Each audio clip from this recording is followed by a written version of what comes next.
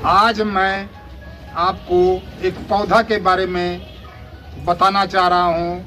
वह पौधा का नाम है आर्तोकी और हमारे आयुर्वेद के महर्षि इसे औषधि मानते हैं। संस्कृत में इसको आर्तोकी के नाम से जाना जाता है, चर्म रंगा के नाम से जाना जाता है, जो कपड़ा को रंगने में काम आता है। इसीलिए हमारे आयुर्वेद के मुनियों ने इसका नामकरण चर्मरंगा रखा है। पीत पुष्प के नाम से जाना जाता है। इसका पीला जो है पुष्प होता है और बहुत सुंदर पुष्प होता है, इसीलिए इसको पीत पुष्प के नाम से जाना जाता है और हिंदी में तरबर के नाम से जाना जाता है।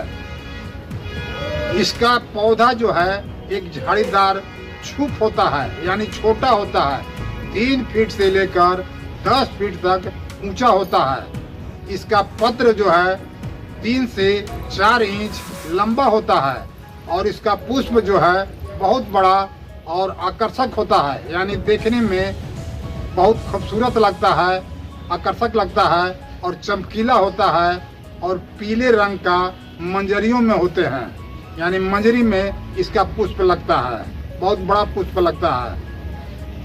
इसका सिम्बी यानी फल जो है आपको 4 से 5 इंच लंबा होता है और बहुत गहरे भूरे रंग का होता है और फल में आपको 6 से लेकर 10 बीज पाए जाते हैं और यह जो है अक्टूबर से लेकर आपको जनवरी तक पुष्प लगने लगते हैं पौधा में और जनवरी से मार्च तक इसमें फल लगने लगते हैं और इसकी छाल से कपड़ा को रंगा जाता है। अब आपको हमारे आयुर्वेद के महर्षियों ने आयुर्वेद के प्राचीन ग्रंथ में यानी पुरानी पुस्तक में इसका गुण और किस रोग में उपयोग किए हैं मैं आपको बताने जा रहा हूँ। इसका गुण जो है लघु है, रुक्ष है। लघु के मतलब हल्का होता है, खाने के बाद तुरंत पच जाता है और त्वचा पर यह रुचता उत्पन्न करता है। पूरे त्वचा पर यह रुचता उत्पन्न करता है शरीर में। और रस में यानी स्वाद में कसाय है और यह तिक्त है। विपाक में यह कटु है, यानी यह औषधि पच जाने के बाद शरीर में कटुता उत्पन्न करता है और पेट के अग्नियां को यह प्रज्वलित करता है और तीव्र करता है। उससे भूख बढ़ता है, शरीर में ताकत मिलता है और एक एनर्जी पैदा करता है। बीर्ज में यह शीत है। बीर्ज के मतलब हुआ तासीर इसका जो है ठंडा है और यह जो है कफ और पीत का शमन करता है। कफ और पीत जो है आयुर्वेद का दोष है और कफ और पीत से जो व्याधियां उत्पन्न होता है उसको सदा के लिए समाप्त कर देता है।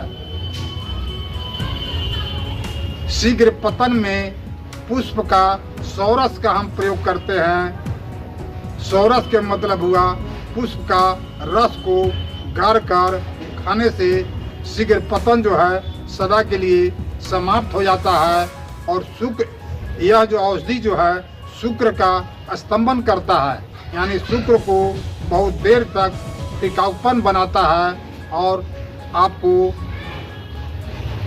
यह जो है बहुत आनंद आता है, आपको सुख मिलता है।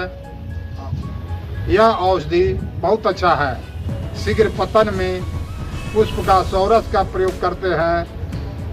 प्रदर रोग में यानी लिकोरिया में इसका हम प्रयोग करते हैं। पंचांग का, पंचांग के मतलब हुआ 5 अंग लेते हैं, जड़ लेते हैं, तना लेते हैं, पत्ती लेते हैं, पुष्प लेते हैं, फल लेते हैं, यानी 5 अंग लेते हैं और उसमें लिकोरिया में प्रयोग करने से सदा के लिए समाप्त हो जाता है। गर्भाशय से अगर स्राव हो रहा है या रक्त का स्राव हो रहा है या धात का स्राव हो रहा है या पानी की तरह चिपचिपा तरह बह रहा है, उसमें इसका प्रयोग करने से बहुत अच्छा लाभ मिलता है। प्रमेह में यानी डायबिटीज में इसका हम प्रयोग करते हैं। बहुत अच्छा लाभ मिलता है।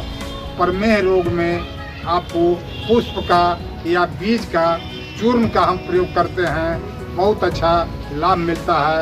इसलिए डायबिटीज में हमारे आयुर्वेद के महर्षियों में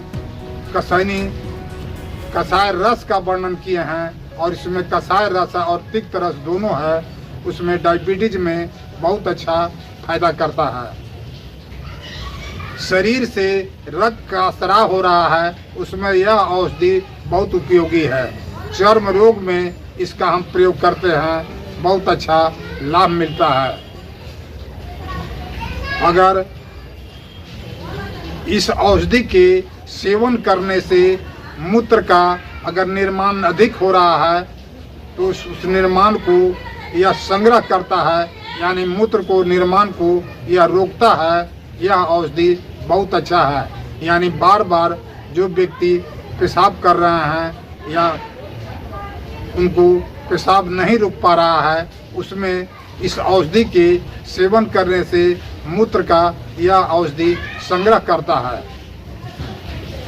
परिवाहिका में, अतिसार में, टीबी रोग में इसका हम उपयोग करते हैं और बहुत अच्छा लाभ मिलता है। इसकी उत्पत्ति जो है महाराष्ट्र में, गुजरात में, मध्य प्रदेश में, राजस्थान में विशेष करके पाया जाता है।